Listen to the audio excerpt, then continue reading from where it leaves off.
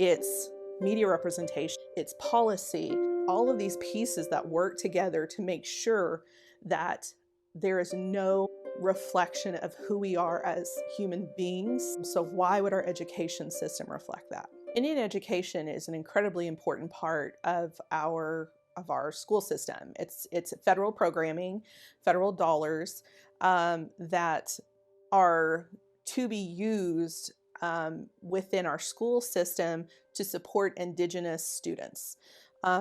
And there's a lot of mismanagement around that. Some schools are doing an incredible job and really maximize, those dollars, and the programming around them are incredible. And others don't even have representation within their school for those dollars, nor do they have a parent committee, so that those dollars end up just being absorbed into the general budget, which is absolutely not what they're supposed to do. And so we have varying degrees of how Indian ed is experienced in Oklahoma. And so for a lot of schools that don't have a lot of budget for an Indian ed director or someone in that space, there's a big gap. I would say that program was created, a lot of people are like, oh, that's favoritism, that these Indigenous students have this extra programming. It's like, no, the reason it exists is because the education system does not address or talk about Indigenous people, that it was created because of the disparity and the inequity of education in terms of Indigenous people. So that's why it exists. It's not this privilege, it's because of a deficit. What is most important to me is that it shouldn't be an add-on. This should be ingrained into education for not just Indigenous kids, but all kids. Because really, if you think about it, that education maybe is even more important for non-Indigenous students, because a lot of them have those ties, and it's the outside world that has no idea about us.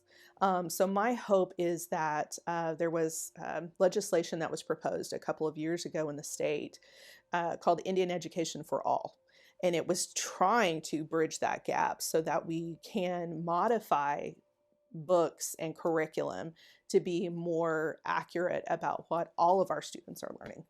It's been several years ago, but the White House actually came to Oklahoma to participate in listening sessions for several different high population school districts. And Oklahoma City Public Schools was one of those targeted areas.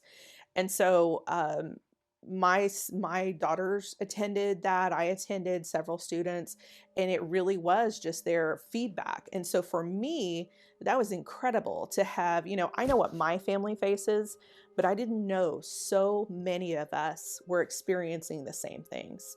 The Native mascots and that link to suicide rates in our youth, the land run reenactments, and some of the atrocities that were happening in other schools where they made not the monkey bars, but like the jungle gym area into an Indian jail, and they made the kids sit in there. Or they would make, if a student was like, I don't want to participate, why, in the, murdering of my people. And so they would have to sit in the office. So all of these stories came out about what was happening, and it was so pivotal for me because I finally understood that there was a larger picture to what we were experiencing. And so the coalition building behind creating something new was incredibly important. And these kids came in tears. They were distraught. They were sharing these traumatic experiences in their education system, a place that should be a place of safety and trust. And they absolutely, that trust is obliterated. So there's no foundation. If you don't fill those basic needs of safety, of trust, of, all of those basic needs, how are you supposed to say, well, let's make sure that we're passing algebra and we're doing all of these other things when those basic needs aren't met. This was news to the federal government. It shouldn't be, but it was. And so they were invited to go talk to the Secretary of Education in DC and give them these real live accounts of here's what's happening in your schools. And so they put together this report that really gave us legs for policy change to say, look what's happening. Here's the outcome. Now, what are you going to do about it? We can't say we don't know anymore. We know what's happening. How are we going to change it? And it is not valued in our state, so the dollars aren't there. So it ties a lot of the hands who could create change. So what happens, and I think this is unfortunate, is that many times it then falls to the families or grassroots movements to actually create the change and bring that to the school. For example, I approached Indian Education, Oklahoma City Public Schools, about land run reenactments. I was like, is this happening at all the schools? Why is this happening? Can we go talk to somebody about it and tell them why this is harmful?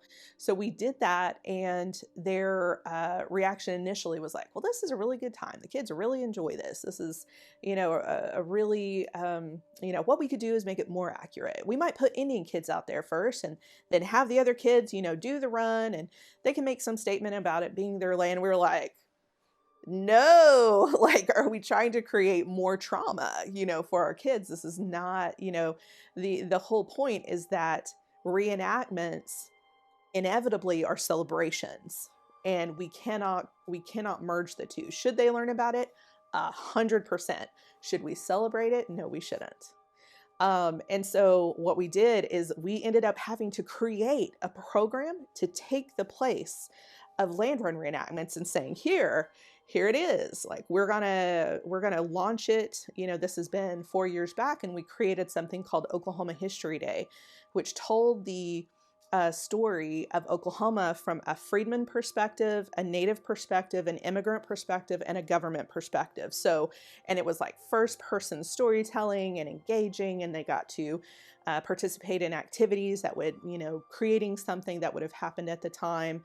But it was all storytelling. So super engaging, and it worked. And for some of our kids, this was the first time they have ever heard about the Black narrative in Oklahoma pre-1920, right? And so we have this huge disparity for our Black population as well in Oklahoma history. And our kids engaged with that freedman story maybe none of the others. I mean, it was incredible, the connection and the questions that came out of that curriculum. And all we did was just offer different perspectives, and they get it. Our kids are smart. They are naturally empathetic. For all of the bad rap that they get, it clicks. When there is mistreatment and inequity, they recognize it, and then they ask, why is it this way? So we have this unique opportunity to step in and say, here's why, here's what happened, or even just give them the information and let them think critically about it. Why do you think this happened? What do we need to do differently to make sure that doesn't happen again? How is it happening now in our world? And they are brilliant. They are sometimes have the most simple and impactful solutions to some of these problems, and they should be able to inform their own education.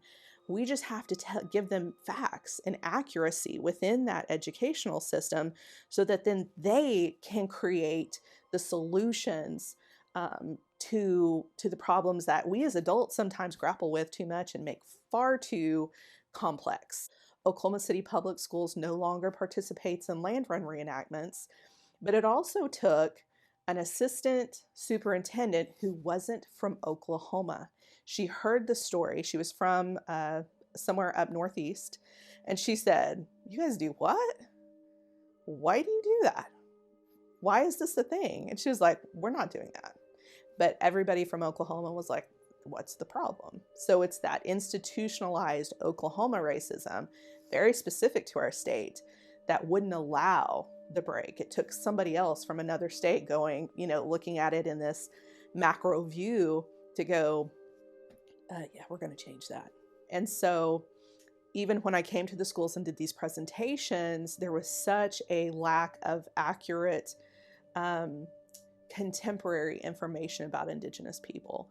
Uh, and that to me was so sad. And and that spills out further. There's this great study by Illuminative that um, they basically did a poll. It's the most contemporary information we have to date, where they talk to people across the United States to say, what do you think about Indigenous people? What do you think of when you think of Indigenous people? And there is a fairly hefty size of our population that believes that we don't exist anymore. And then there's another part of the population that believes we're subhuman. And so when you take that into account, that is a direct reflection of our educational system and the way media portrays us as well. So they're compounded, they all work together. There's not one thing that we can point out in this system and say it's this. It's media representation, it's education, it's policy, it's all of these pieces that work together to make sure that there is no reflection of who we are as human beings. So why would our education system reflect that?